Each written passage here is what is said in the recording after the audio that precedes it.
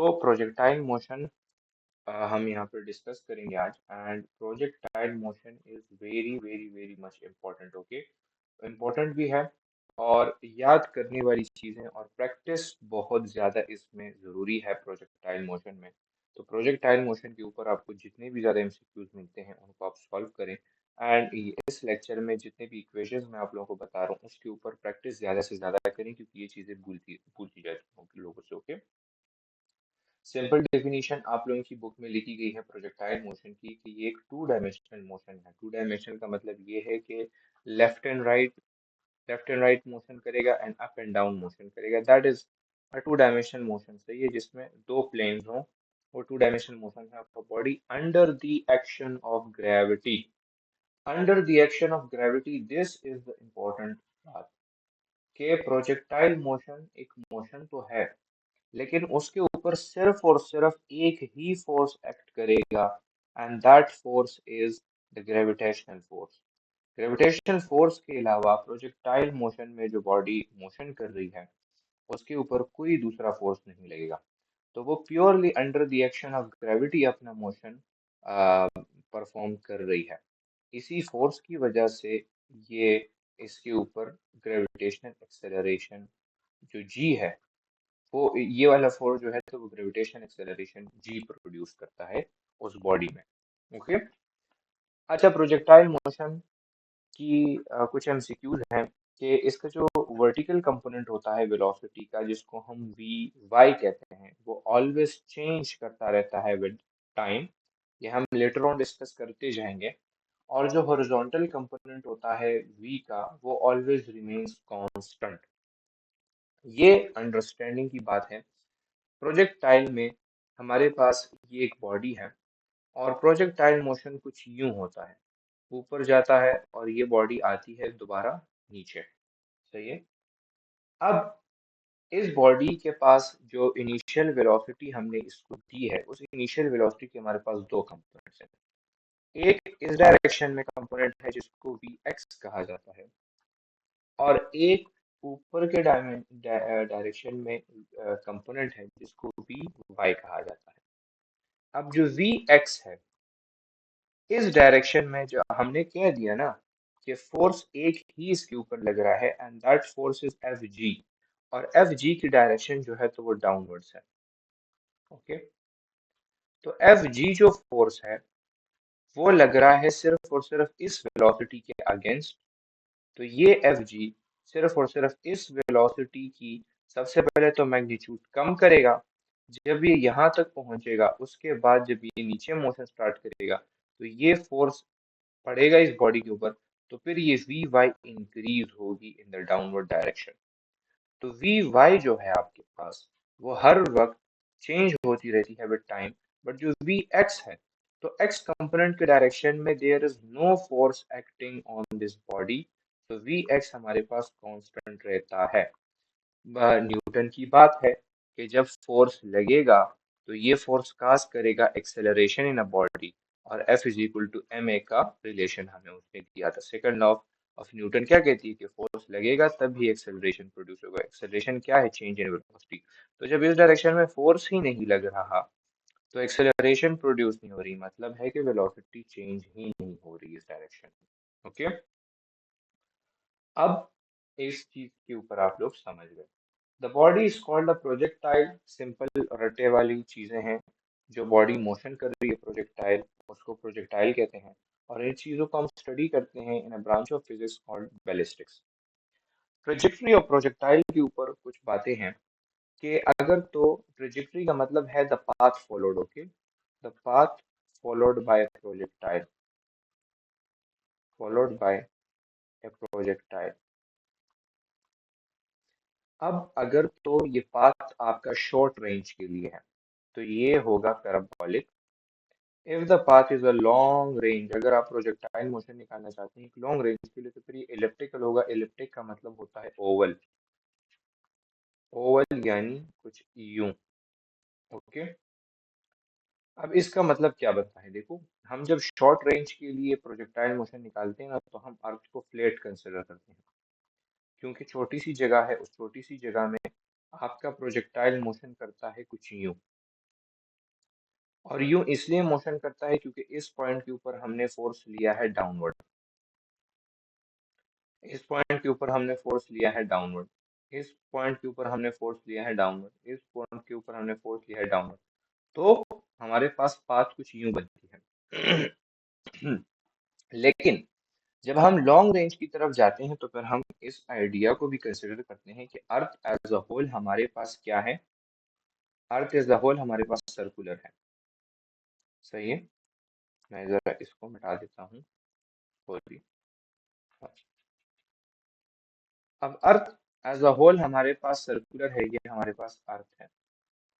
और जो हमारे पास ग्रेविटेशनल फोर्स है that is toward the centre. Let's say this is the centre of the earth.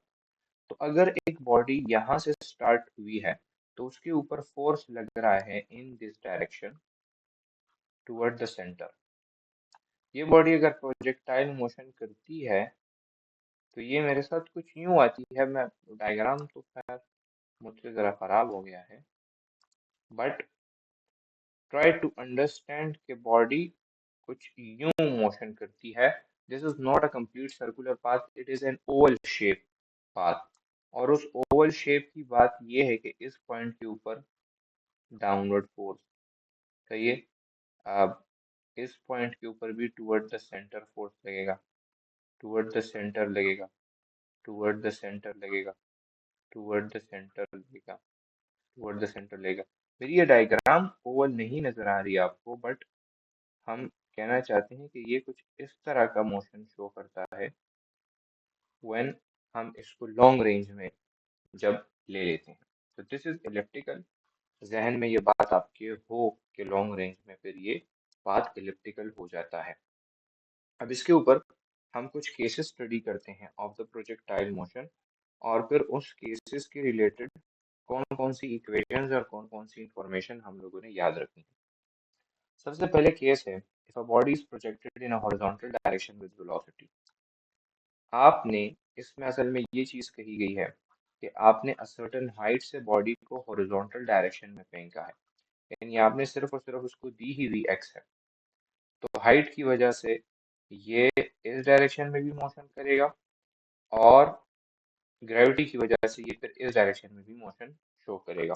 Okay. So first information ये लोग लिखते हैं कि it moves forward due to its inertia.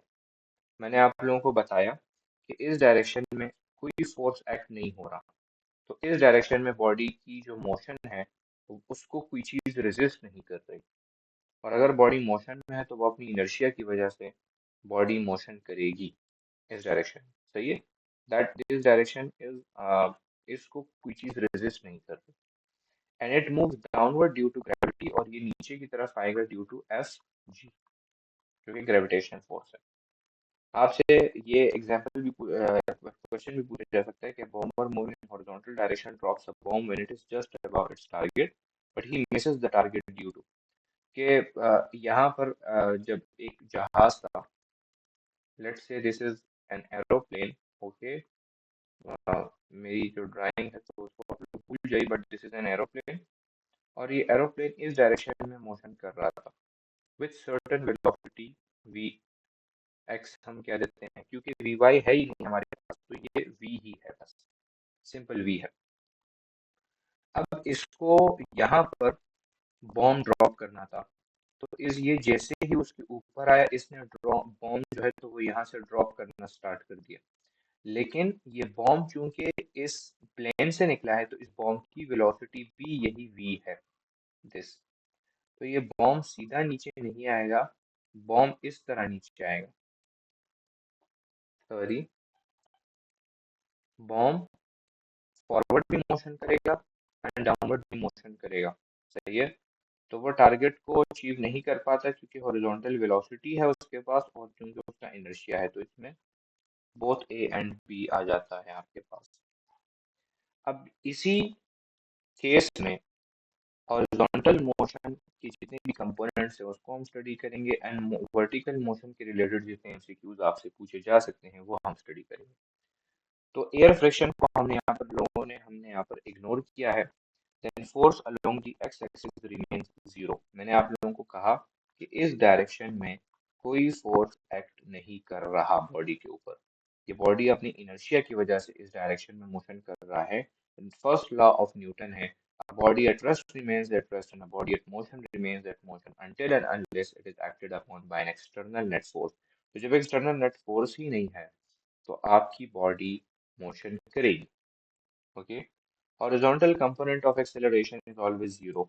जब इस हॉरिजॉन्टल डायरेक्शन में एक्सेलरेशन नहीं है, सॉरी, जब इस हॉरिजॉन्टल डायरेक्शन में आपके पास फोर्स ही नहीं है तो एक्सेलरेशन किस तरह प्रोड्यूस होगा। सही है। Horizontal component of the velocity remains constant. हाँ, ये बात भी मैंने आपको कह दी है। और अगर तो आप हॉरिजॉन्टल रेंज निकालना चाहते हैं तो वो इस फार्मूले से निकलता है, और इस फार्मूले को याद करने का तरीका ये है कि this is simply v is equal to s by t. Velocity का फार्मूला है डिस्टेंस डिवाइडेड बाय टाइम या डिस्प्लेसमेंट डिवाइडेड बाय टाइम। तो डिस्टेंस हमारे पास इक्वल है वेलोसिटी डिवाइडेड बाय या स्पीड मल्टीप्लाइड बाय टाइम। सही है। Distance here is range, velocity vx है आपके पास, एंड टाइम इज टाइम।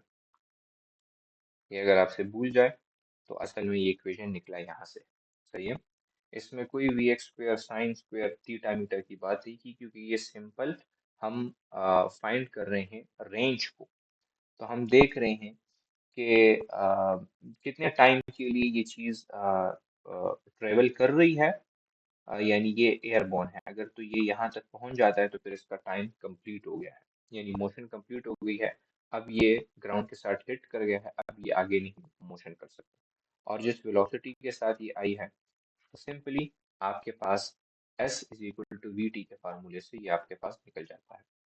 फिर इसके बाद आते हैं वर्टिकल मोशन से। आपसे कितने क्वेश्चन ये लोग पूछेंगे कि ये तो चीज़ की हॉरिजॉन्टल मोशन की रेंज हो है और ये सारी चीज़ें।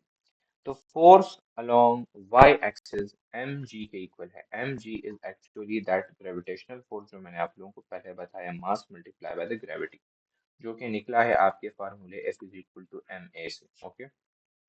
Acceleration along the y axis g के इक्वल है, क्योंकि जब ग्रेविटेशनल फोर्स पड़ रहा है तो वो ग्रेविटेशनल एक्सेलरेशन प्रोड्यूस कर रहा है।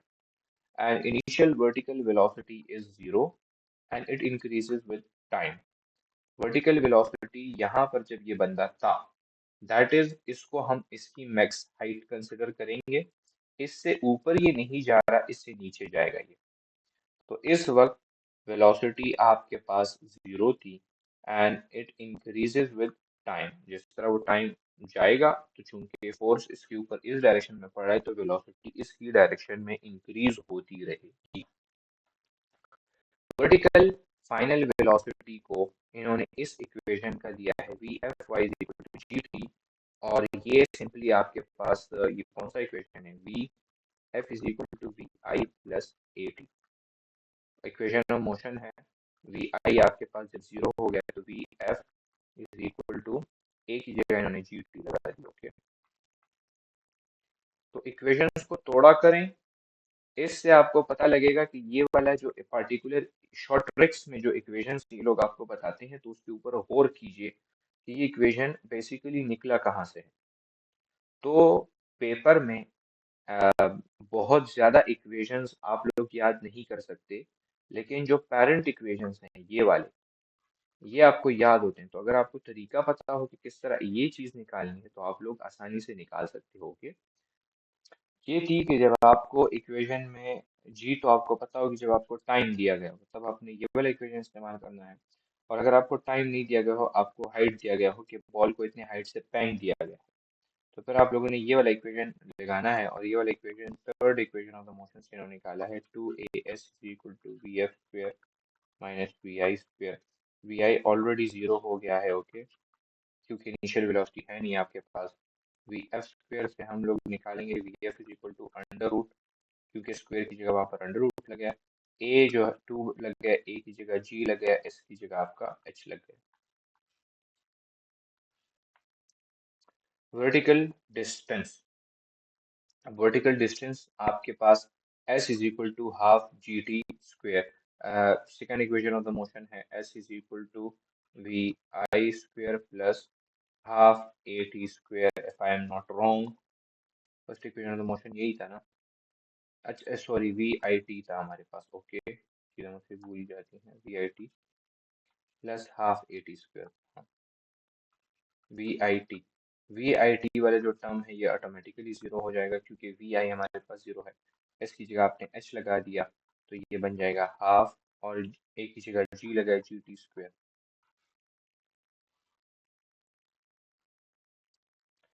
ये आपका, अगर तो आप लोगों से हाइट मांगी जा रही हो, तो ये इस पर्टिकुलर टाइप ऑफ इक्वेशन अगर आ जाए। Initially y component of the velocity is zero, then increase linearly with time। सही है, vf is equal to gt, ये हमने बता दिया। The maximum height, velocity, kinetic energy and momentum are minimum but not equal to zero। अच्छा, आपके पास अगर तो ये चीज मैक्सिमम हाइट के ऊपर है, तो यहाँ पर वेलोसिटी, काइनेटिक एनर्जी और मोमेंटम मिनिमम हो सकते हैं, जीरो नहीं हो सकते। आप लोगों ने ये चीज, ये गलती नहीं करनी, ठीक है।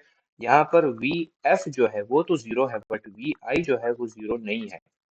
तो मिनिमम तो आप कह सकते हो, कलेक्टिवली जो वी आएगा आपके पास वो भी जीरो नहीं आएगा, तो मिनिमम आप इसको कह सकते हो, लेकिन जीरो नहीं कह सकते। इसी तरह जब वी है तो काइनेटिक एनर्जी भी होगी, और जब काइनेटिक एनर्जी है तो मोमेंटम भी होगी। ओके।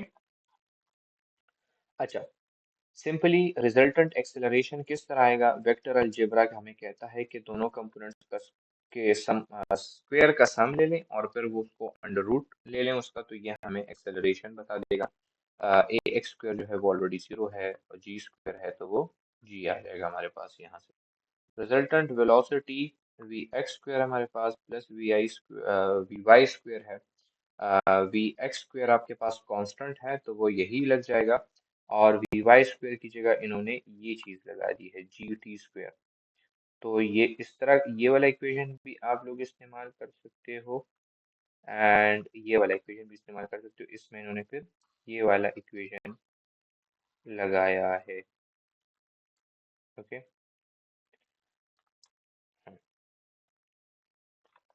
तो ये इसकी कैलकुलेशंस हैं जो कि आप लोगों को हेल्प करेंगी।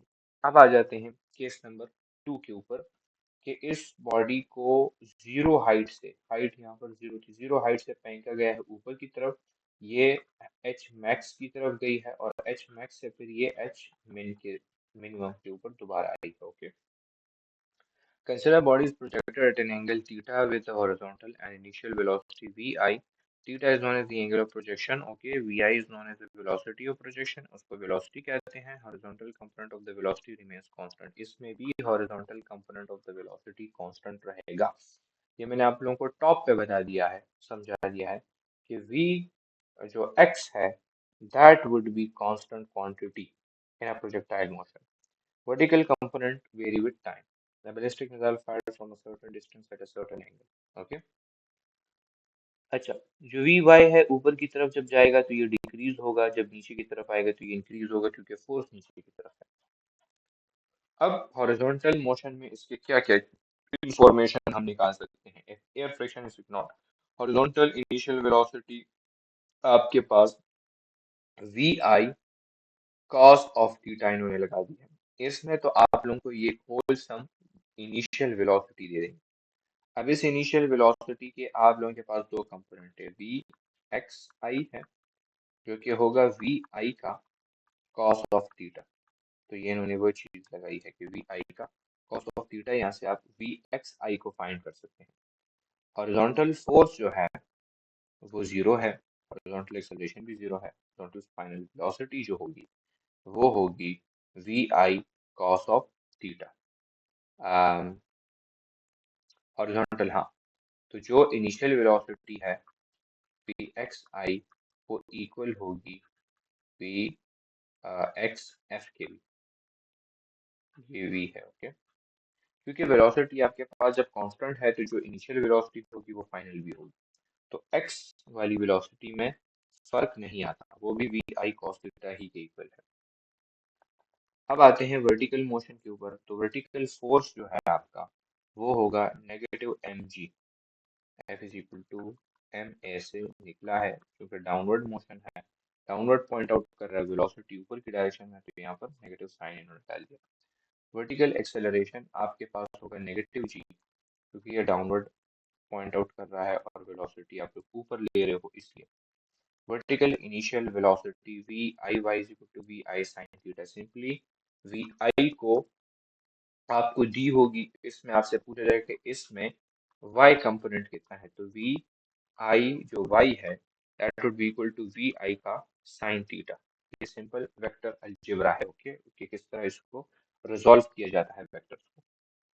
अच्छा, ये होगी साइन थीटा। वर्टिकल जो फाइनल वेलोसिटी है वो इन्होंने सेकंड इक्वेशन है कि थर्ड इक्वेशन से निकाली है, V F is equal to we I plus A t. तो वी आई जो है वी आई वाई की जगह इन्होंने ये चीज पुट की है, V F is equal to we I sine of theta plus, अच्छा ये माइनस हो जाएगा क्योंकि जी नेगेटिव है आपके पास, नेगेटिव जी टी, एक ही जगह जी इन्होंने लगाई। तो ये फार्मूला आप लोगों का यहाँ से निकल गया।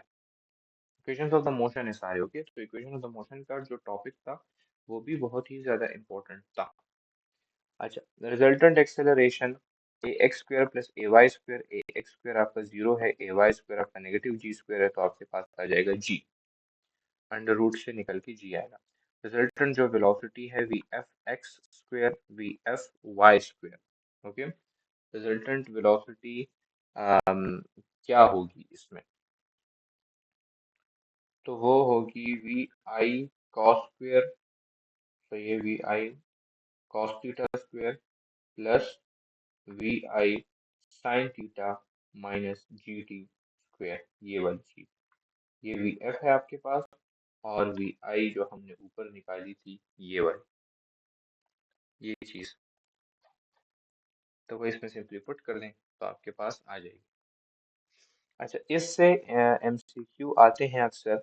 Angle between the velocity and acceleration, angle between velocity and acceleration of projectile is maximum at the point of projection. ये मैं आप लोगों को बना के समझा देता हूँ बड़ा करके। ये आपके पास अर्थ है और यहाँ से एक प्रोजेक्टाइल हम लोगों ने फेंक दिया। अब इस की वेलोसिटी की डायरेक्शन क्या है, वेलोसिटी की डायरेक्शन है इस डायरेक्शन में, ये वेलोसिटी पॉइंट आउट कर रही है, और एक्सेलरेशन तो डाउनवर्ड है। तो यहाँ पर एक एंगल बन रहा है आपके पास, सही है। फिर यहाँ पर अगर हम देखें तो वेलोसिटी की डायरेक्शन ये है और एक्सेलरेशन की डायरेक्शन ये है। फिर यहाँ पर अगर हम देखें तो वेलोसिटी की डायरेक्शन ये है और एक्सेलरेशन की डायरेक्शन ये है। इसी तरह यहाँ पर अगर हम देखें तो ये आपकी वेलोसिटी हो गई और ये आपकी एक्सेलरेशन हो गई। कहने का मतलब ये है कि angle between velocity and acceleration of projectile at the point of projection is maximum. इस जगह पर ये वाला जो थीटा है आपके पास ये मैक्स है, और इस पॉइंट के ऊपर कि ये वेलोसिटी है और ये एक्सेलरेशन है, ये वाला थीटा मिनिमम है आपके पास। ओके, और इस पॉइंट के ऊपर at maximum height theta is equal to 90 degree. ये चीज आप लोगों ने याद रखनी है। आप लोगों से पूछा जा सकता है at which point in a projectile motion the angle made between the velocity and acceleration is a right angle। तो आप लोगों ने कहना है at maximum height in a projectile motion। ये देखो, अच्छा, at maximum height of projectile the force of gravity only changes the direction of the velocity। क्योंकि वी एफ जो वी वाई जो है आपके पास वो ऑलरेडी जीरो होता है, और वी एक्स के ऊपर तो फोर्स ऑफ ग्रेविटी का कोई काम ही नहीं है, तो ये सिर्फ और सिर्फ डायरेक्शन चेंज करता है। अगर ये ना होती तो ये बॉडी कभी भी नीचे नहीं आती, ये डायरेक्ट उस डायरेक्शन में जाती। तो इसका ये डायरेक्शन जब ये चेंज कर रही है तो ओनली चेंजेस द डायरेक्शन। अब आते हैं एक ऐसा टॉपिक के ऊपर जो कि हमने खुद डिराइव करना होगा, मोमेंटम एट समिट। सबसे पहले तो हम इनिशियल मोमेंटम फाइंड करना चाहते हैं कि मोमेंटम एट इनिशियल स्टेज क्या होता है, फिर उसके बाद समिट। समिट का मतलब होता है max height. Okay, max height. Momentum initial जो है सिंपल हमारे पास है एम वी इनिशियल। ओके, ये आपके पास मोमेंटम इनिशियल हो गया है। फिर इसके बाद आ जाते हैं मोमेंटम एट द समिट। तो उसको हम कह देते हैं हाइट के साथ डिनोट कर देते हैं। एम वी आई आएगा हमारे पास, लेकिन जो y component of the velocity है that is already zero at the summit point. सही है, हाईएस्ट पॉइंट के ऊपर। तो पूरा का पूरा मोमेंटम x कंपोनेंट्स की वजह से होता है, तो हम यहाँ पर एम वी एक्स पुट कर देंगे। और एम वी एक्स हमारे पास इक्वल वी एक्स हमारे पास इक्वल है we I cos of theta की। ओके, अब ये जो एम वी आई है ये तो हमारे पास इस चीज के इक्वल है, तो हम यहाँ पर लिख सकते हैं कि P at the highest point बराबर है P इनिशियल का जब हम कॉस ऑफ थीटा लेंगे। तो इससे आप लोग एमसीक्यू सॉल्व कर सकते हैं। अगर तो आप लोगों को इनिशियल मोमेंटम दी गई हो, इनिशियल मोमेंटम, और साथ में आप लोगों को थीटा ऑफ प्रोजेक्शन भी दिया गया हो, तो आप लोग मोमेंटम एट समिट को आसानी के साथ फाइंड कर सकते हैं। इस इक्वेशन की हम कुछ और फॉर्म्स यहाँ पर मैं लिखना चाहूंगा आप लोगों को, क्योंकि देखो इक्वेशंस के साथ बातें किया करें, इक्वेशंस के साथ खेला करें। अब इस इक्वेशन के साथ हम किस तरह खेलते हैं, देखो पी एच है is equal to p i cos of theta.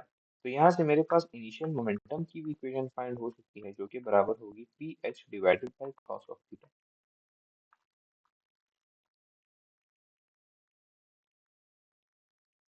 अब मैं कॉस ऑफ थीटा भी मेरे पी इनिशियल भी आ सकता है अगर आपको फाइनल इनिशियल दी गए हो, या इससे हमारे पास पी फाइनल या summit divided by P initial बराबर होगा कॉस ऑफ थीटा के।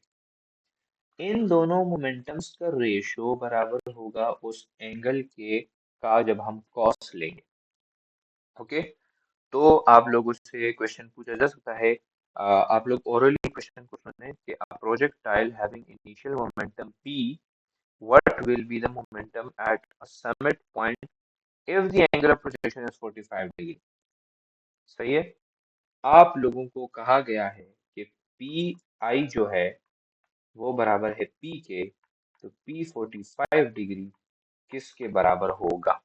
पी हाइट अगर तो 45 डिग्री के ऊपर इसको फेंका गया है, तो पी हाइट आप लोगों को ऑलरेडी पता है cos 45 आप लोग लेंगे। cos ऑफ 45 हमारे पास किसके इक्वल है, 1/√2 के इक्वल है। तो p i is equal to sorry p h is equal to p i of cos of theta. cos theta की जगह पर हम 45 डायरेक्ट अगर लिख दें, दूसरे स्टेप में लिख देते हैं पी आई है cos 45 डिग्री, पी हमारे पास पी है cos 45 का मतलब होता है 1/√2। तो ये आप लोगों के पास जवाब आ गया है कि पी एच बराबर है इस चीज के। सॉरी, इसको मैं जरा नीट करूँ आप लोगों के लिए।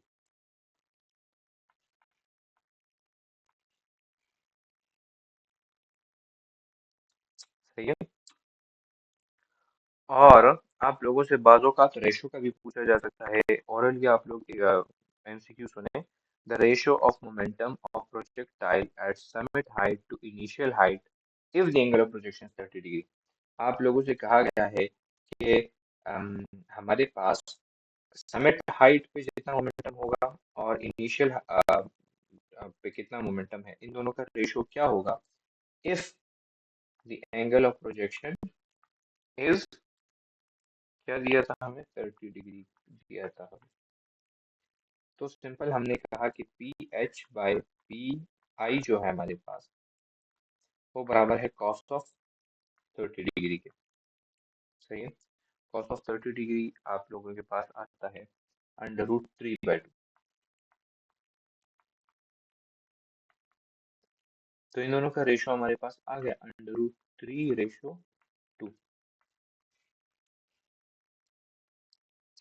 अब आ जाते हैं, ये था मोमेंटम से जितने एमसीक्यूज आप लोगों में आ सकते हैं और आप लोगों के टेक्स्ट में आ सकते हैं। और अब आते हैं kinetic energy at the summit.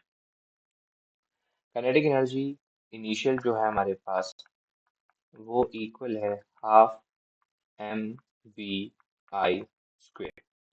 क्योंकि काइनेटिक एनर्जी इनिशियल है तो वी आई का हम लोग ने इनिशियल ले लिया। अब समिट पॉइंट के ऊपर हमारे पास काइनेटिक एनर्जी का जो ये जो वेलोसिटी का वाई कंपोनेंट है वो तो ऑलरेडी जीरो हो जाता है। सही है। तो पूरी की पूरी काइनेटिक एनर्जी किस वेलोसिटी की वजह से होगी? X component of the velocity की वजह से होगी। तो वो हम यहाँ पर x component of the velocity लिख देते हैं, एम वी एक्स का स्क्वायर ले लेते हैं। अब वी एक्स का जब आप लोग स्क्वायर लोगे तो ये हो जाएगा हाफ एम और v I cos of theta. सही है। आप लोगों के पास ये चीज आ गई है और इसका आप लोगों ने कलेक्टिव स्क्वायर ले लिया है, हाफ एम वी आई स्क्वायर कॉस थीटा। अब ये हाफ एम वी आई स्क्वायर किसके इक्वल है? काइनेटिक एनर्जी इनिशियल के इक्वल है। तो ये हमारे पास बन जाएगा कि kinetic energy at the summit point will be equal to kinetic energy initial का जब हम कॉस ऑफ थीटा लेंगे। This is your equation. अब हमारे पास क्या है, इसको वही मोमेंटम के साथ जो काम हमने किया था वही आप लोगों ने इस काइनेटिक एनर्जी के इक्वेशन के साथ भी किया। इसको आपने तोड़ मरोड़ कर रीअरेंज कर लेना है, या इसके अलावा एक रेशो भी आप लोग यहाँ से फाइंड आउट कर सकते हैं के ई जो समिट का है उसका जब हम रेशो लेंगे काइनेटिक एनर्जी जो इनिशियल है वो आपके पास इक्वल है कॉस ऑफ थीटा के। ओके। तो जो एमसीक्यूज मोमेंटम के आ सकते थे वही एमसीक्यूज आपके पास, सॉरी यहाँ पर चूंकि स्क्वायर है ना तो कॉस का भी स्क्वायर आएगा, यहाँ भी स्क्वायर आएगा और यहाँ भी स्क्वायर आएगा, ये चीज नहीं भूलना। ओके। तो वो कॉस के स्क्वायर कॉस थीटा के स्क्वायर के इक्वल होगा। ओके। तो कॉस थीटा से जो जवाब आता है उसका आप लोगों ने स्क्वायर ले लेना है। अच्छा, तो अब आते हैं मैक्सिमम हाइट के ऊपर। ओके, जिसको समिट हाइट भी कहा जाता है। मैक्सिमम हाइट के लिए आप लोगों की बुक ने ये वाला फार्मूला लिखा है that h is equal to we I square sine square theta divided by 2g। इसको तो आप लोगों ने रट्टा कर लेना है क्योंकि ये मैंने भी रट्टा किया था। सो इस फार्मूले से आप लोगों के पास बताया गया है कि जो h है हमारे पास वो डिपेंडेंट है ऑन वी आई, उसके स्क्वायर पर डिपेंडेंट है, साइन स्क्वायर थीटा के ऊपर डिपेंडेंट है और g के ऊपर डिपेंडेंट है। और किस तरह के सारा डिपेंडेंट है? h की प्रोपोर्शनलिटी डायरेक्ट है विद इनिशियल वेलोसिटी और उसके स्क्वायर के साथ। सही है। और h फिर डायरेक्टली प्रोपोर्शन है साइन के स्क्वायर, साइन थीटा के स्क्वायर का। और h जो है तो वो इनवर्सली प्रोपोर्शन है g का। तो अब अगर आपको दो बॉडीज़ अगर वो लोग प्रोजेक्टाइल में फेंकें और उन्होंने आप लोगों को वेलोसिटीज़ दी हो तो जिसकी वेलोसिटी ज़्यादा है उसकी हाइट भी ज़्यादा होगी। ये सिंपल सी बात है हमारी जो आप लोगों को समझनी है। तो रेशोज़ आप लोग निकाल सकते हो अगर तो उन्होंने आपको डिफरेंट वेलोसिटीज़ दी हो ना, तो फिर आपके पास आएगा कि h1/h2 इक्वल होगा v1 square divided by v2 square के। सही है। यहाँ से आप लोगों के पास रेशोज आएंगी क्योंकि बाकी चीज़ें सेम होंगी। अगर सेम एंगल पर फेंका गया है और सेम जी में फेंका गया है तो then you don't need to write those. अच्छा, साइन स्क्वायर थीटा है तो जिसका थीटा ज़्यादा होगा, जिसके साइन स्क्वायर थीटा ज़्यादा होगा उसका फिर एच भी ज़्यादा होगा। तो यहाँ से आपके पास ये आ जाएगा, जब आप थीटा को बढ़ाओगे तो आपके पास हाइट बढ़ेगा। और तीसरी जो चीज़ है वो है जी का रिलेशन, कि अगर तो जी हमारे पास बढ़ रहा है तो देखो, जी अगर हमारे पास बड़ा है एक जगह में ग्रेविटी स्ट्रॉन्ग है तो वहाँ पर ज़्यादा फोर्स लगेगा, रिक्वायर्ड होगा प्रोजेक्टाइल को फेंकने के लिए। तो प्रोजेक्टाइल की हाइट रिड्यूस हो जाएगी क्योंकि उस वेलोसिटी के अगेंस्ट फोर्स ज़्यादा लग रहा है। सही है। तो ग्रेविटी का आप लोगों के पास ये आ जाएगा कि द वैल्यू, एक जनरल इन्फॉर्मेशन आप लोग अपने साथ नोट कर दें कि the value of g is greater at poles. आपके पास ये अर्थ है, ये अर्थ का इक्वेटर है और ये अर्थ के पोल्स हैं। पोल्स के ऊपर जी स्ट्रॉन्गर होता है और इक्वेटर के ऊपर जी ज़रा वीक होता है। सही है। तो पोल्स पर क्या होगा, हाइट कम होगा और इक्वेटर के ऊपर हाइट ज़्यादा होगा अगर आपने सेम वेलोसिटी सेम एंगल के साथ एक चीज़ को फेंका है। सही है। और एक ये चीज़ के मून के ऊपर चूंकि जी कम होता है तो मून का एच हाइट, एक बॉडी आपने मून पर प्रोजेक्टाइल मोशन परफॉर्म कर रही है तो उसका हाइट ज़्यादा होगा बनिस्बत अर्थ के। इसी तरह हाइट एट द इक्वेटर ज़्यादा होगा हाइट एट द पोल्स के। हाइट एट मरी ज़्यादा होगा हाइट एट पेशावर, क्योंकि मरी एलिवेटेड प्लेस है। जितना आप अर्थ से एलिवेशन की तरफ जाते हैं तो जी रिड्यूस होता है। ओके। और एच मार्स ज़्यादा होगा, ये एच पेशावर नहीं है, सॉरी, ये एच अर्थ है। ओके। क्योंकि मार्स की ग्रेविटी ज़रा कमज़ोर है अर्थ की ग्रेविटी से। अच्छा, अब आप लोगों के पास जब ये फार्मूला आया था, ये वाला फार्मूला, तो इस फार्मूले को, इस इक्वेशन को भी आप लोगों ने इसके साथ खेलना है। इसको आप लोग तोड़ें बैठकर और इससे आप लोग नए नए इक्वेशंस निकालें। सबसे पहले तो आप लोग के पास थीटा है। सही है। तो थीटा के तीन केसेस हैं आप लोगों के पास।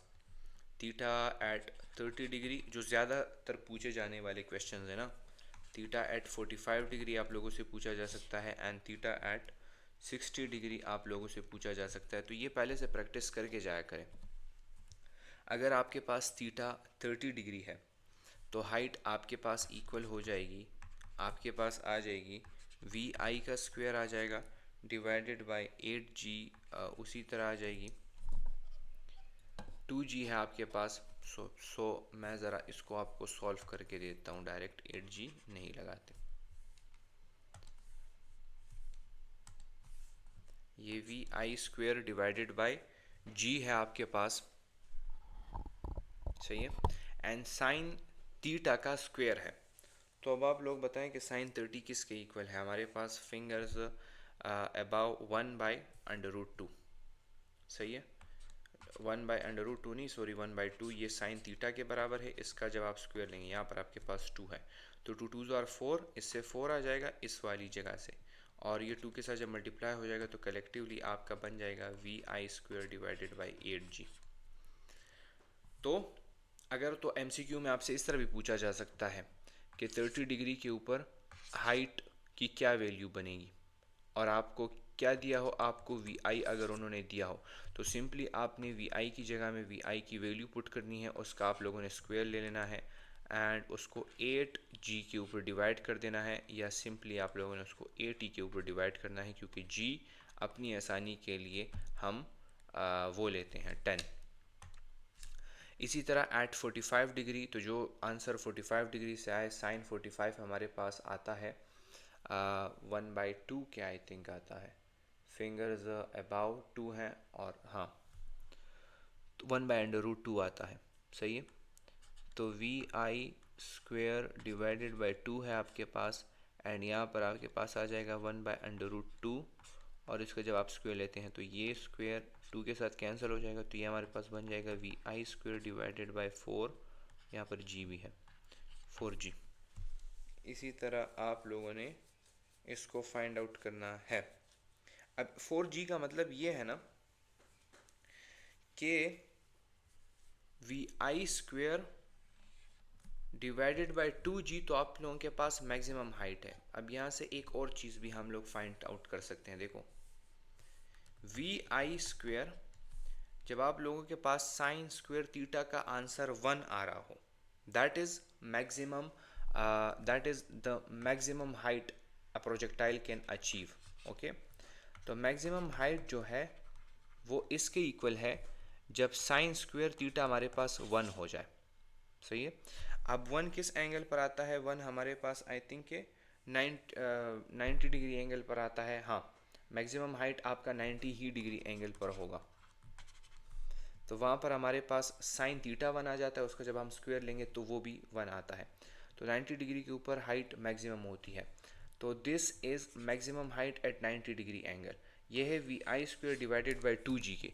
अगर तो हम इस वाली हाइट को 45 डिग्री के ऊपर और 30 डिग्री के ऊपर जो हाइट हमारे पास आ रही है उसको हम रिलेट करना चाहें विद द मैक्सिमम हाइट, कि वो मैक्सिमम हाइट का कितना हिस्सा बन रही है, तो वो भी आप लोग फाइंड कर सकते हो। देखो V I square divided by 4g है ना, और मैक्सिमम हाइट हमारे पास V I square divide by 2g थी।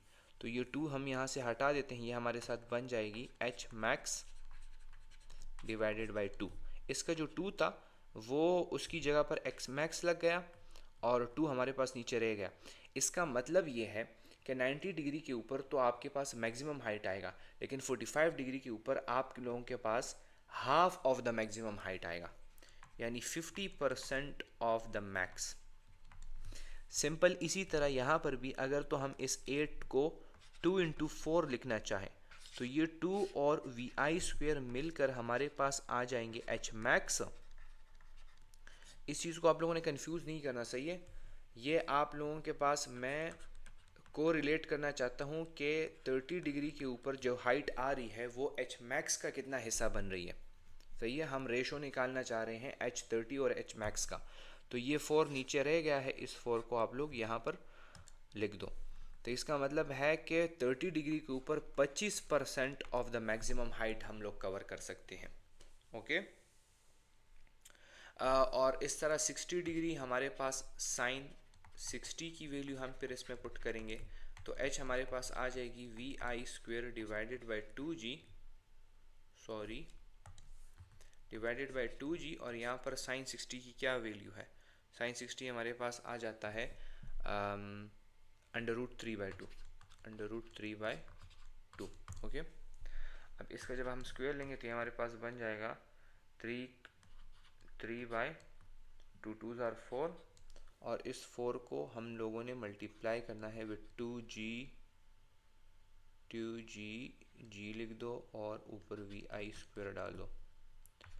तो आंसर हमारे पास आ जाएगा 4 2 8, 3 we I square by 8g। ये तो है आपके पास हाइट एट 60 डिग्री, बट 8 को हम 4 into 2 लिख सकते हैं। तो इस V I square divided by 2 की जगह पर मैं एच मैक्स पुट कर सकता हूँ। तो एच 60 डिग्री बराबर होगा एच मैक्स डिवाइडेड बाई, नहीं 3 एच मैक्स डिवाइडेड बाई 4। 3/4 का मतलब होता है 75%। ओके। तो 60 डिग्री के ऊपर आप लोगों के पास जो हाइट आएगा वो मैक्सिमम हाइट का 75% होगा। यह आप लोगों से एमसीक्यू में पूछा जा सकता है। तो इस तरह एक इक्वेशंस को तोड़ मरोड़ कर एक इक्वेशन के साथ आप लोग केला करें, उससे आप सवालात पूछें, वो इक्वेशन आपको खुद आंसर बता रहा होता है। ओके। हर एंगल से आप इक्वेशंस को स्टडी किया करें। This was all about the height, सही है। अब इसके बाद हम आते हैं द टाइम ऑफ फ्लाइट के ऊपर। टाइम ऑफ फ्लाइट, जितना टाइम उस प्रोजेक्टाइल ने लिया है फ्रॉम द ग्राउंड, ग्राउंड से वो गया है मैक्सिमम हाइट के ऊपर, मैक्सिमम हाइट से वो आया है वापस ग्राउंड की तरफ। इस पूरी जर्नी में जितना टाइम उसने कंज्यूम किया है that is the time of its flight. Okay. Time of flight आप लोगों के पास t is equal to 2 vi sine theta divided by g है। इसको भी आप लोगों ने रटा कर लेना है, ये एक इम्पॉर्टेंट इक्वेशन है। अब इस इक्वेशन के साथ भी हम ज़रा खेलते हैं। तो जब आपके पास 30 डिग्री का एंगल होगा, सही है, तो साइन थीटा की जगह पर ये वाली वैल्यू आ जाएगी हमारे पास, एंड 2 vi g अपनी जगह पर है, सही है। तो ये आप लोगों के पास बन जाएगा ये 2 और ये 2 एक दूसरे के साथ कैंसिल हो जाएंगे। Time will be equal to we I divided by G. 45 degree के ऊपर आप लोगों के पास ये वैल्यू आ जाएगी, एंड एट 60 डिग्री आप लोगों के पास ये वैल्यू आ जाएगी, सही है। सेम यही तरीका है, साइन थीटा की जगह पर वैल्यू पुट करें एंड थोड़ा सा सिंप्लीफाई करें तो ये चीज़ आ जाएगी। अब इसमें इन सारे इक्वेशंस के ऊपर एक और चीज़ अप्लाई होती है, जहाँ पर हमने जो मोमेंटम का इक्वेशन पढ़ा, जो काइनेटिक एनर्जी का इक्वेशन पढ़ा एंड जो टाइम ऑफ फ्लाइट का इक्वेशन पढ़ा, जो इसके बाद हम रेंज का इक्वेशन पढ़ेंगे, उसके लिए भी आप लोगों ने ये चीज़ें प्रैक्टिस कर लेनी है कि 30 डिग्री के ऊपर क्या होता है, 45 डिग्री के ऊपर क्या होता है, 60 डिग्री के ऊपर क्या होता है। इसके अलावा आप लोगों से एमसीक्यू में इन एंगल्स के रेशोज़ भी पूछे जा सकते हैं। आप लोगों से पूछा जा सकता है कि time at 30 degree divided by time at 60 degree, इसका मुझे रेशो निकाल के दो। तो फिर आप बैठ के इसका रेशो भी निकालेंगे और वो रेशो आपके पास यही आएगा कि वी आई डिवाइडेड बाई जी आप लोगों ने यहाँ पर लिख देना है। एंड डिवीजन है, उसको उल्टा करेंगे, उसको मल्टीप्लिकेशन में चेंज करेंगे, वो दूसरी चीज़ हम ऊपर कर देंगे। तो जी आ जाएगी हमारे पास, उसके बाद वी आई आ जाएगा, अंडर रूट 2 आ जाएगा। खैर ये तो मैंने इसमें 45 पुट किया है, नहीं मैंने 60 डिग्री का पुट करना था इसमें। सही है। तो 60 डिग्री के लिए आप लोगों ने अंडर रूट 3 इसमें पुट कर दिया है। यही चीज़ उल्टा करके आप लोगों ने पुट करनी है, क्योंकि यहाँ पर मैंने मल्टीप्लिकेशन में लिया है। सही है। जी जी के साथ कैंसिल, वी आई के साथ कैंसिल, सिंपली T30 और T60 का रेशो मेरे पास 1/√3 आता है। अगर आपसे T60 और T30 का रेशो मांगा जाए तो फिर आप लोगों ने इस चीज़ को उल्टा कर देना है। सही है। ये इक्वल टू का साइन यहाँ पर नहीं है। This quantity is equal to T60 divided by T30, उस चीज़ को हमने उल्टा कर दिया है। ओके। तो ये जो काम मैं हर इक्वेशन के साथ कर रहा हूँ, ये आप लोगों ने हर इक्वेशंस के साथ ये चीज़ें करनी है, क्योंकि प्रोजेक्टाइल मोशन में या जिस इक्वेशन के साथ साइन थीटा आ जाए, कॉस थीटा आ जाए, टेंजेंट थीटा आ जाए, उसके साथ आप लोग ये चीज़ें ज़रूर प्रैक्टिस किया करें। एक एंगल को दूसरे एंगल पर डिवाइड किया करें, तीसरा एंगल के ऊपर डिवाइड किया करें, तो आप लोगों को पता चलेगा कि इनके रेशोस क्या क्या आते हैं। और ज़रूरी नहीं है कि आप हर एक चीज़ करें, लेकिन तरीका आप लोग यहाँ से सीख लें, ताकि अगर पेपर में आप लोगों से पूछ लिया जाए तो आप लोग कम से कम रेशोज़ निकाल सकें एंगल्स के। उसके बाद हमारे पास हाफ टाइम का भी एक चीज़ आ जाती है कि time to reach maximum height, इसको हम हाफ टाइम कहते हैं। और वो इस तरह हमारे पास आता है कि इस वाली इक्वेशन को जब हम डिवाइड बाय 2 करेंगे तो ये वाला जो 2 है वो कैंसिल हो जाएगा हमारे साथ, तो हमारे पास इक्वेशन रह जाएगी ये वाली। सही है। अब इस इक्वेशन के साथ भी आप लोग ये जो चीज़ हमने की है ना कि 30 डिग्री के ऊपर, 45 डिग्री के ऊपर, 60 डिग्री के ऊपर क्या होता है, ये आप लोग खुद निकालेंगे अब। सही है, ताकि आप लोगों की प्रैक्टिस हो जाए। अब आते हैं relation between time and height. Time और हाइट के बीच में क्या रिलेशन है। बाज़ औक़ात आपको इनिशियल वेलोसिटी दी गई होगी, टाइम दिया गया होगा, आप लोगों से हाइट मांगा जाएगा। सही है। तो वो हम लोग फिर इस तरह फाइंड करेंगे कि देखो टाइम की हमारे पास ये इक्वेशन है एंड हाइट की हमारे पास ये इक्वेशन है। ये तब अगर तो आपसे फाइनल इक्वेशन भूल जाए, अगर तो आपको फाइनल इक्वेशन याद है तो फिर ये डिराइवेशन की ज़रूरत नहीं है। हम सिंपली ऐसा करते हैं कि हम स्क्वायर लेते हैं इस हाइट वाले इक्वेशन की तरफ। हम लोग ऐसा करते हैं, अच्छा तरीका ये है कि यहाँ पर आप देखें तो यहाँ पर वी आई के ऊपर भी स्क्वायर है, साइन के ऊपर भी स्क्वायर है, और जी तो खैर हमारे पास ऐसा ही आ जाएगा, लेकिन यहाँ पर वी आई और साइन के ऊपर स्क्वायर नहीं है। तो सबसे पहले तो हम बोथ साइड्स पर यहाँ पर स्क्वायर ले लेते हैं। तो यहाँ पर जब हम स्क्वायर ले लेंगे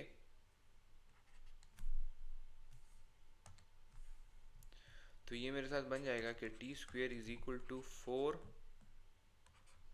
वी आई का स्क्वायर,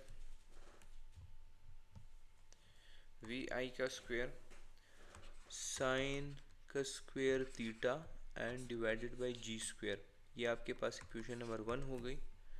अच्छा, इस इक्वेशन के साथ आप लोगों ने ये करना है कि यहाँ पर एक 4 है और यहाँ पर एक जी का स्क्वायर है। सही है।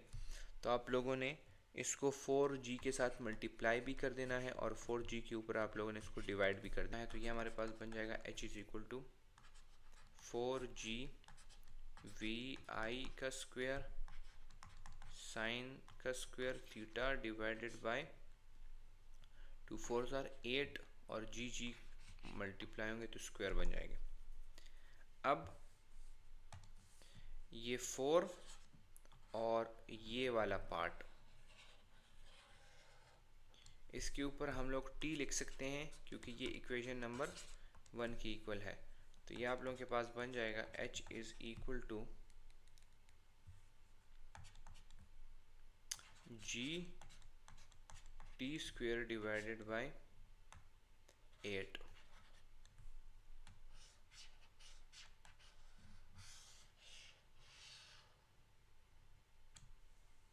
ये आप लोगों के पास रिलेशन है between T and between H. अब अगर हम हाफ टाइम के लिए इस रिलेशन को निकालना चाहें तो वो हमारे पास simply second equation of the motion से भी निकलता है। हम एग्जांपल ले लेते हैं फ्री फॉल मोशन की। यहाँ पर हम इसको इनिशियल वेलोसिटी ले लेते हैं जो कि है ज़ीरो। हम कहते हैं यहाँ से हमने एक ऑब्जेक्ट को छोड़ दिया है तो वो क्या करेगा, वो नीचे आएगा, लेकिन चूंकि इसके पास इस डायरेक्शन में वेलोसिटी भी है तो वो इस तरह का एक ये वाला मोशन परफॉर्म करके नीचे आएगा। बट दिस इज़ ऑल्सो इस जो इक्वेशंस फ्री फॉल मोशन पे अप्लाई होते हैं वो इक्वेशन इस वाले केस में भी अप्लाई होते हैं। सही है। तो हमारे पास क्या है, s is equal to we I T plus half A T square. सही है। वी आई टी ज़ीरो कर दिया आपने, प्लस हाफ जी टी का स्क्वेयर, और ये आपके पास h आ जाएगा। तो h will be equal to ji T square divided by two. यहाँ पर अगर तो आप लोगों को पूरे प्रोजेक्टाइल का टाइम दिया हो, टाइम ऑफ फ्लाइट, तो फिर आप लोगों ने जी टी स्क्वेयर को 8 पर डिवाइड करना है। लेकिन अगर आप लोगों को हाफ टाइम दिया हो, फिर आप लोगों ने जी टी स्क्वेयर को 2 के ऊपर डिवाइड करना है।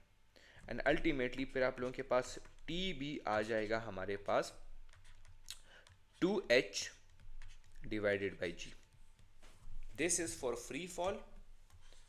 फ्री फॉल, और ये चीज़ यहाँ पर भी अप्लाई होती है जब हम हाफ टाइम का आप लोगों को जिक्र किया गया हो, क्योंकि जितने टाइम में ये चीज़ नीचे आई है उतने ही टाइम में ये ऊपर गई है।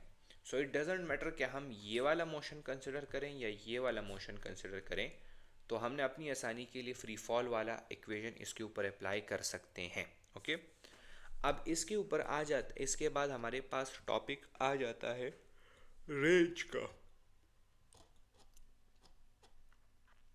तो रेंज को फाइंड करने के लिए आप लोगों की बुक ने ये वाली इक्वेशन दी है, we I square sine two theta है, ये साइन स्क्वेयर नहीं है, ये we I square sine two theta divided by G. अब इट डिपेंड्स अपॉन क्या, वी आई का square sine two theta and G, G के ऊपर रेंज डिपेंड करता है। अब हम अगर रेंज निकालना चाहें फॉर डिफरेंट एंगल्स थीटा, तो हम लोग कौन कौन से एंगल निकालेंगे, क्योंकि ये टू थीटा है तो इसलिए हम रेंज निकालना चाहेंगे इसमें 15 डिग्री का। ज़्यादातर इसमें 15 डिग्री का पूछा जाता है क्योंकि जब इसके साथ 2 मल्टीप्लाई होगा तो ये अल्टीमेटली आपको 30 डिग्री का रिजल्ट देगा। इसमें 30 डिग्री, इसके साथ जब 2 मल्टीप्लाई होगा तो ये अल्टीमेटली आपको 60 का रिजल्ट देगा। एंड ये हो गया आपके पास 45 डिग्री, और इसके साथ जब 2 मल्टीप्लाई होगा, इस वाले 2 की मैं बात कर रहा हूँ, ये जब इनके साथ मल्टीप्लाई होगा तो ये आपको वही रिजल्ट देगा जो आपको 90 डिग्री का जो रिजल्ट देती है। तो सिंपली इक्वेशंस मैं आप लोगों को यहाँ तक लिख देता हूँ। r एट 15 इक्वल हो जाएगा हाफ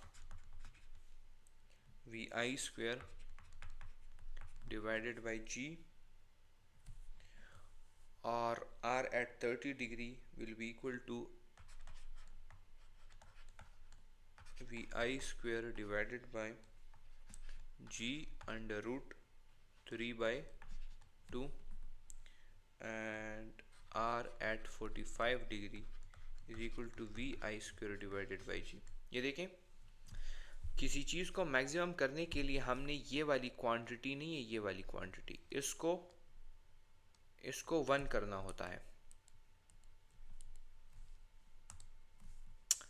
ये मैंने क्या कर दिया, V I square sine two theta divided by जी।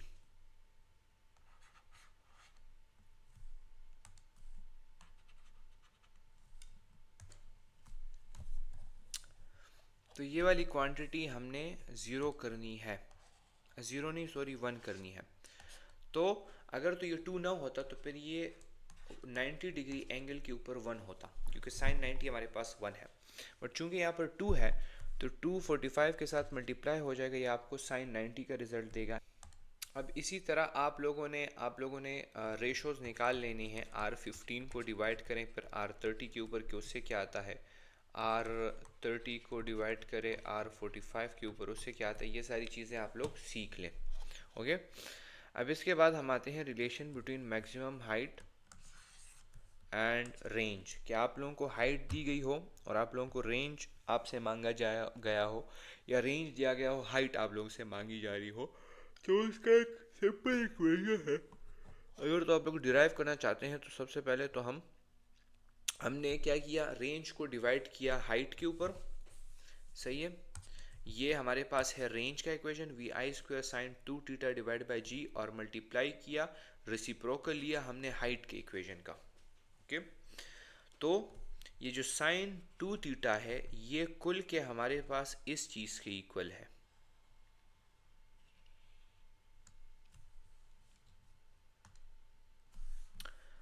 और ये 2g vi² sign two theta, तो साइन हमारे साथ इस साइन के स्क्वायर के साथ कैंसिल हो जाएगा, जी जी के साथ कैंसिल हो जाएगा हमारे पास, vi² के साथ कैंसिल हो जाएगा, तो हमारे साथ बच जाता है cos डिवाइडेड बाय साइन, और 2 मल्टीप्लाई बाई 2 हमारे साथ आ जाएगा 4।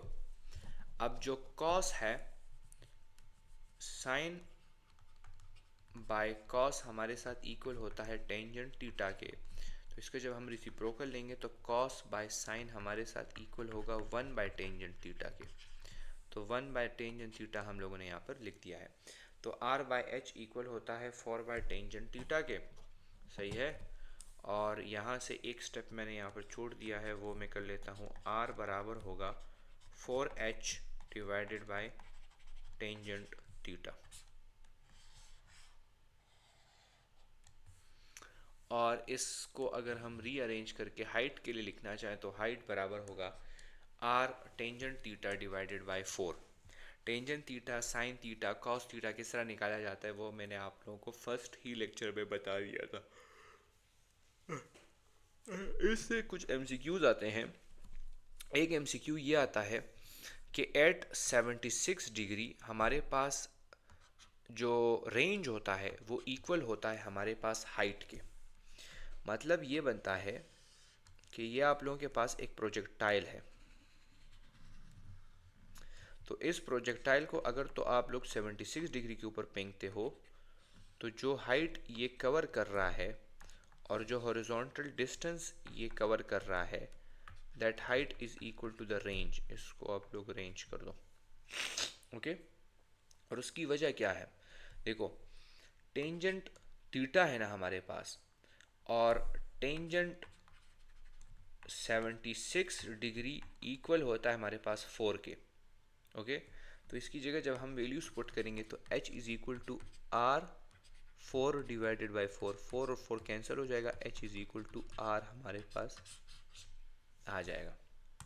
ये इसलिए हमारे पास टेंजेंट थीटा, और 45 degree r is maximum and is equal to 4 times of the height. ये एक इम्पॉर्टेंट चीज़ है कि हमारे पास जब रेंज मैक्सिमम कब होता है, हमने ऊपर कहा कि रेंज मैक्सिमम होता है एट 45 डिग्री, लेकिन जब रेंज मैक्सिमम होगा, जब रेंज मैक्सिमम होगा तो जो हाइट है,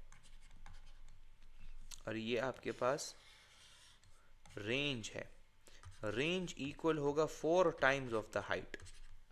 सही है, जब आप लोगों के पास एंगल 45 डिग्री होगा तो रेंज मैक्सिमम होगा और वो इक्वल होगा 4 टाइम्स ऑफ द हाइट, और वो आप लोगों के पास इधर से आता है। टेंजेंट 45 हमारे पास 1 की इक्वल है, तो r is equal to 4h।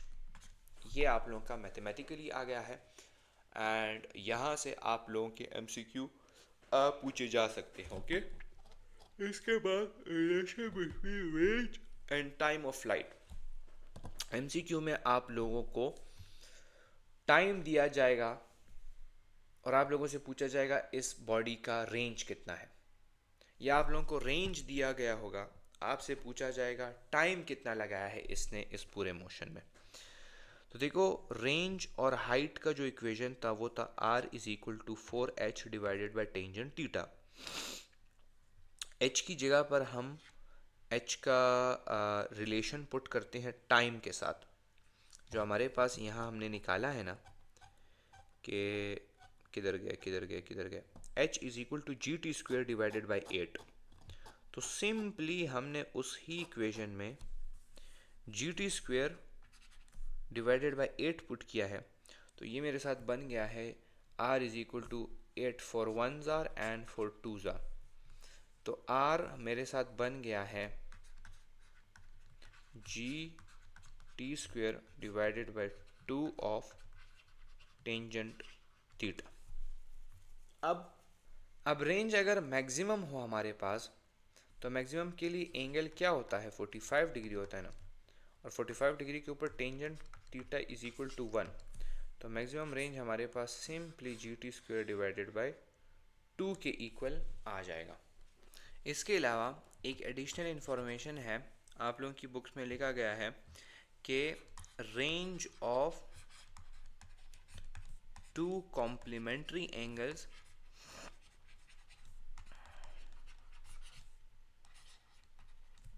Is same. Complementary angles हमारे पास कौन कौन सी हैं, वो दो एंगल्स x प्लस वाई जिसका सम 90 डिग्री बनता हो, उस पर हमारे पास जो रेंज होगा इन दोनों के ऊपर वो इक्वल होगा। तो मतलब ये बनता है कि अगर range at 30 degree will be equal to the range at 60 degree. आप लोगों ने प्रोजेक्टाइल को 30 डिग्री एंगल के ऊपर फेंका है, सही है। Let's say this is 30 degree of the angle, और आपने दूसरा प्रोजेक्टाइल 60 डिग्री के ऊपर फेंका है, तो दोनों का जो रेंज है वो इक्वल होगा, क्योंकि 60 plus 30 is equal to 90 degree. This was all about the projectile motion.